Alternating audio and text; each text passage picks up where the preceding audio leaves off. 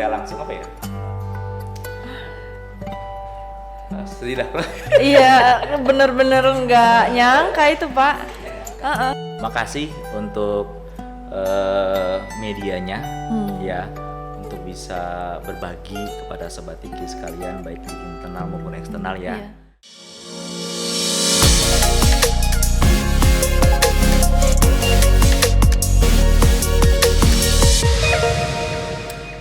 Selamat pagi semuanya, Sobat Tiki dimanapun kalian berada. Semoga kita semua diberi kesehatan terus ya.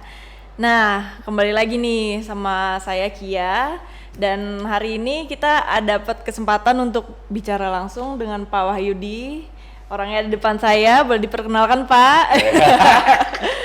Oke, selamat pagi semuanya para Sobat Tiki. Mungkin ada yang baru kenal dengan saya, perkenalkan nama saya Wahyudi. Saya lahir di Jakarta. Saya sebelum ditanya saya udah jelaskan duluan mungkin Mbak Kia kali ya. Boleh Pak. Ada pertanyaan Pak, saya sudah bisa tebak mau tanya apa. Saya bergabung di Tiki itu sekitar tahun 2000 ya. Sekarang saya posisi saya sebagai National Sales Manager. Oke. Gitu. Apa itu National Sales Manager? Oke, National Sales Manager adalah bagian dari penjualan, menjual produk-produk yang kita punya, produk Tiki yang kita punya ini saat ini yang sudah sangat banyak, sehingga para customer kita bisa menggunakan dengan baik dan bisa membawa income bagi perusahaan kita yang lebih bagus lagi. Nah, Pak Wahyudi kan udah berarti 21 tahun ya bergabung dengan Tiki. Iya. Ada nggak Pak perubahan dari awal Bapak masuk sampai sekarang dengan adanya pandemi ini yang mungkin kayak teknologinya berubah atau ya sistemnya berubah dari boleh jelasin, Pak? Perubahan pasti ada. Ya. Iya.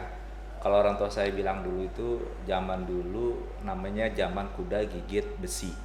Sekarang kuda gigit roti atau gigit keju. Nah, apa itu Pak? Jadi gini, filosofi gini, bahwa kita harus namanya dinamis.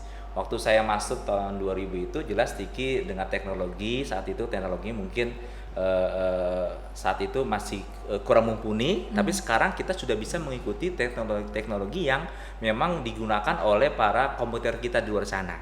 Artinya secara teknologi kita saat ini sampai dengan detik ini kita tidak ketinggalan. Ya, dan kita bisa ngikutin perkembangan teknologi yang ada di luar sana. Itu sih Mbak Kia. Apa itu teknologinya Pak mungkin? Oke, teknologinya kalau dulu bicara soal men-trace satu barang ya, kalau dulu orang kirim barang itu untuk bisa mengetahui mereka harus telepon dulu. Manual gitu ya Pak? Yes, manual, telepon ke call center, dicari dulu, ibu nomor EWB-nya berapa? Nomor resennya berapa, dicari-cari itu dalam bentuk manual dokumentasinya. Dokumentasi manual itu dari dokumentasi teman-teman kurir yang mengantar. Katakan si A bin pulang ngantar, kamu di arah mana? Dari selatan. Ngantar nggak barang namanya rumah Kia, alamatnya katakan di Kapling DKI Cibubur misalnya. Jadi cek, oh sudah terima oleh si A misalnya. Kalau sekarang kan enggak. Mereka cukup di satu aplikasi yang kita sudah create kan, kita develop sedemikian rupa. Ya enak, mereka tinggal trace aja di handphone, di mobile apps, udah ada di mana paketnya. Nah sekarang ada lagi, makanya ini kalau kita belanja online shop atau yang lain-lain juga ya, kita sebagai penerima pun kita dikasih tahu kan sekarang sama Tiki ada namanya SMS notifikasi kan. Ya ketika kurir sedang on the way ke rumah kita, ya teman-teman atau sobat Tiki yang menggunakan jasa Tiki itu pasti sudah mengetahui, oh ternyata paket kita sedang dalam perjalanan, sedang artinya sudah ada di tangan kurir. Itu sih. Itu ngebantu ya Pak ya? Sangat ngebantu sekali karena itu real time. Karena kan ekspektasi dari customer ini kita menggunakan jasa Tiki ya. Mereka ada rasa kapan sih barang saya sampai, ya kan? Iya. Sobat Tiki itu menjadi isu luar biasa ya, isu biasa. Aduh, terkadang barang kok nggak gerak-gerak nih ya.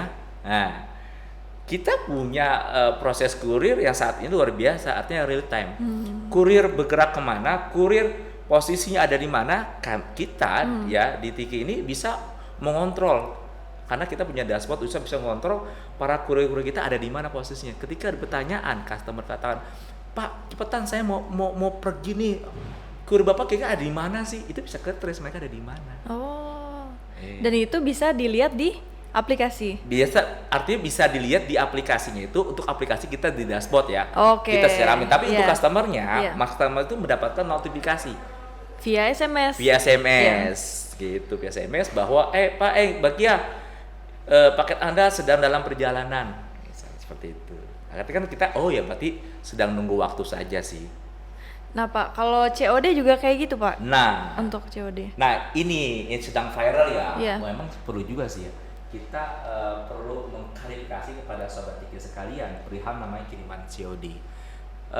Saya mungkin perlu menjelaskan juga supaya tahu apa bedanya kiriman non COD dengan kiriman COD.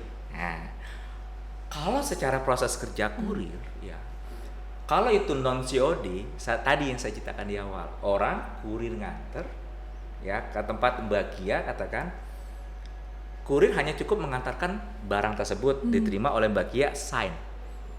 Kebetulan kita punya mobile device ya, coba para sobat Iki tinggal tanda tangan sebagai penerima, e-sign, e-signature, oke, selesai. Ya. Pekerjaan kurir selesai. Tapi kalau COD ya, COD kurir nganter ke tempatnya Mbak Kia atau ke tempatnya para sobat Iki, kurir bayar dulu. Bukan kurir, penerimanya bayar dulu. Kurir punya pekerjaan tambahan atau mengkolek uang ke Mbak Kia atau kepada sobat Iki di alamat si penerima. Sejumlah uang yang tertera di dalam paket tersebut, nilainya, amonnya. Katakan Mbak Kia belanja di online shop, katakan harga barangnya katakan 2 juta atau 1 juta lah. Senilai itulah maka kurir sebelum mengantar ke alamat tujuan, dia biasa akan konfirmasi dulu kepada si penerima, Pak Bu, kita akan ngantar pakai tujuan ya, tolong siapkan uangnya senilai sekian. Sampai di alamat tujuan ke Mbak Kia ya, Mbak Kia harus menyerahkan sejumlah uang yang tertera di situ. Nggak boleh kurang, nggak boleh lebih, Tidak boleh Pak? kurang ya, lebih dipersilakan. Oke. Ya, tidak boleh kurang, harus bayar sesuai dengan Iya. ada situ. Apa saja yang dibayar itu adalah harga barang, bukan harga ongkos kirim. Karena ongkos kirim rata-rata kan sudah dibayar duluan oleh si penyedia jasa e-commerce-nya atau marketplace-nya. Jadi yang dibayar hanya senilai harga barang yang dibelanjakan. Oke, jadi saya ada pertanyaan nih Pak. Oke. Jadi si e-commerce, jadi kita belanja di e-commerce A gitu ya Pak. Mereka yang akan bayar ongkirnya, Iya. kita tinggal bayar barang yang kita beli Senilai aja. barang, betul, senilai barang itu. Oke, si penerima atau tujuannya hanya bayar yang ada tertera situ aja. Oke. Ya. Iya. Nah, apa menjadi catatan besarnya adalah gini. Perbedaan tadi non COD sama COD. COD tadi setelah kurir mengatakan dan mengkolek uang ke para sobat Iki atau ke penerima Mbak Kia, setelah uang, boleh Mbak Kia punya kuasa penuh terhadap barang tersebut, membongkarnya. Tapi selama barang tersebut atau kurir belum diserahkan uangnya atau belum menerima uangnya pembayaran dari Mbak Kia senilai harga barang tersebut, maka si penerima atau Mbak Kia tidak punya hak untuk membongkar atau membuka barang tersebut. Oke, jadi kita nggak boleh, misalkan itu baju, kita nggak boleh bongkar dan kita nggak boleh cobain dulu gitu Pak? Nggak boleh. Oh. Jadi kita antar, Mbak Kia bayar sejumlah N rupiah, silakan Mbak Kia membongkar barangnya setelah bayar ya. Ya. Kalau belum bayar, maka si sobat Iki atau penerima atau Mbak Kia tidak boleh membongkar barang tersebut. Ya, membongkarnya setelah kurir pergi. Even kurir boleh duduk di situ, tapi kurir tidak punya kewajiban apapun. Karena itu yang salah kaprah, kadang orang kira dia bisa nyobain dulu Oke. barang yang dibeli, Oke. baru dia bayar setelah itu. Memang Kalau ada COD. beberapa perusahaan agregator atau perusahaan marketplace atau e-commerce lainnya, dia ada namanya produk namanya coba dulu baru bayar. Nah, ada tuh di Indonesia. Itu COD juga Pak masuknya? COD. Oh. Jadi kan dia Mbak Kia terima barang ya, order ada 3 barang ya. Mbak Kia tes dulu. Ya, tes dulu. Oke, dari 3 order barang, Mbak Kia hanya ngambil 2 barang. 1 barangnya diretur. Mbak Kia bayar hanya 2 ini saja. Itu ada. Ada yang kayak gitu. Mungkin di luar sana, di luar Indonesia sudah common ya hal-hal seperti itu kan. Jadi dia akan bayar sesuai dengan barang yang dia sukai atau sesuai barang yang memang yang dia muat barangnya Iya. kan. Artinya ukurannya ya. Atau mungkin di tengah jalan pas sampai rumah, oh saya nggak jadilah, saya pesan 3 saya hanya bayar 2 saja gitu kan. Itu di luar sana mungkin sudah aman, tapi di Indonesia ada beberapa perusahaan agregator atau marketplace yang seperti itu. Tapi nggak tahu sekarang masih ada atau tidak. Dan itu kita pernah ketahui hal itu dan kita coba trial. Tapi hal itu mungkin tidak menjadi budayanya dari masyarakat kita itu sendiri. Ya terkadang mereka menganggap ini barang tersebut adalah bukan barangnya dia, jadi mereka nggak jadi transaksi. Jadi banyak fraudnya lah. Iya. Ya jadi banyak fraudnya ya. Nah, saya sedikit juga kembalikan juga yang lagi viral tadi, mahasiswa di. Kadang barang sudah diterima, ya. Si penerima ini, katakan Sobat Iki atau Mbak Kia ini nggak mau kurir pergi dulu dari hadapannya kita ya, karena barang saya dulu dong. Saya belum cek barangnya sesuai dengan pesanan saya. Ketika barang nggak sesuai, saya akan komplain ke kamu karena kamu yang ngantar ya. Iya. Nah ini yang kita harus luruskan. Jadi gini, tugas kita yang utama, yang main jobnya kurir ya, itu hanya mengantarkan barang. Sekali lagi mengantarkan barang dengan baik dan benar. Lalu kalau itu COD kita mengkoleksi jumlah uangnya. Lalu bagaimana kalau barang yang diantar diterima oleh Mbak Ki atau Sobat Tiki tidak sesuai dengan ekspektasinya atau tidak sesuai dengan gambarnya atau apapun lah, tidak sesuai dengan yang lain-lainnya, boleh silakan melakukan komplain kepada penjual. Oke, itu yang perlu ditegaskan sih, Betul, Pak. makanya tadi saya jelaskan, iya. saya framing di awal non COD sama COD.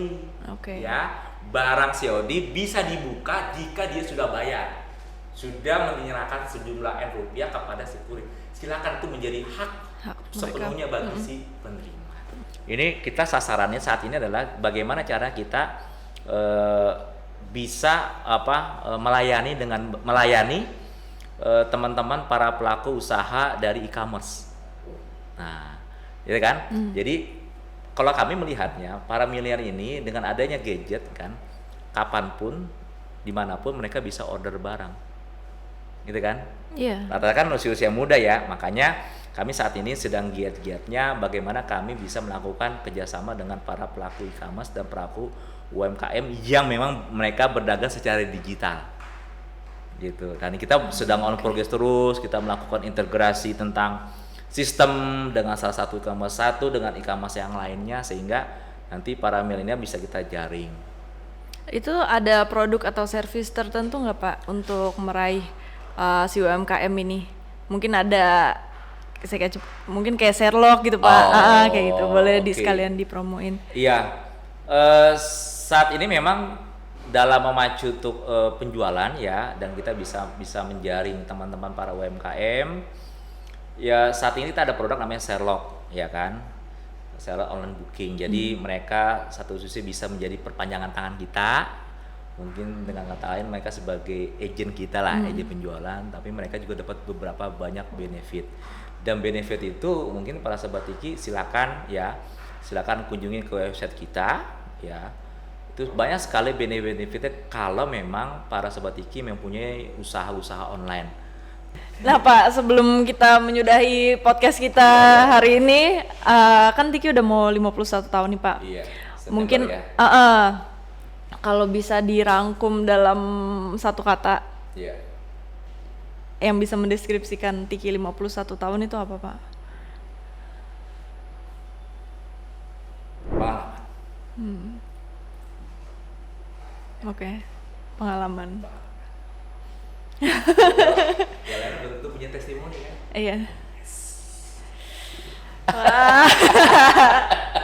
Cukup panjang podcast kita hari ini. Iya. Saya belajar banyak sih Pak. Makasih untuk medianya ya, untuk bisa berbagi kepada Sobat Tiki sekalian baik di internal maupun eksternal ya. Iya. Mudah-mudahan apa yang kita bicarakan, apa yang kita diskusikan pada hari ini mungkin bukan tempatnya diskusi ya kali ya, apa ya, ngobrol saja kali ya, ngobrol santai ya.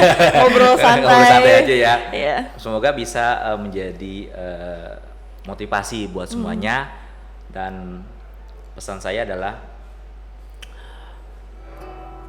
berikan yang terbaik dimanapun dan kapanpun, karena janji Tuhan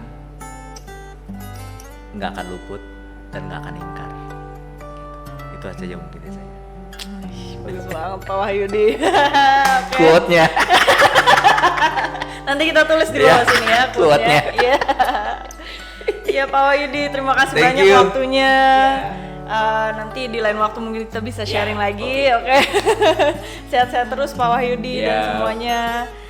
Jangan lupa like, subscribe, dan follow semua sosial media Tiki dan juga YouTube kita. Kalau misalkan ada saran atau mungkin ingin mengundang siapa, komen di bawah sini. Terima kasih semuanya, sehat-sehat terus ya.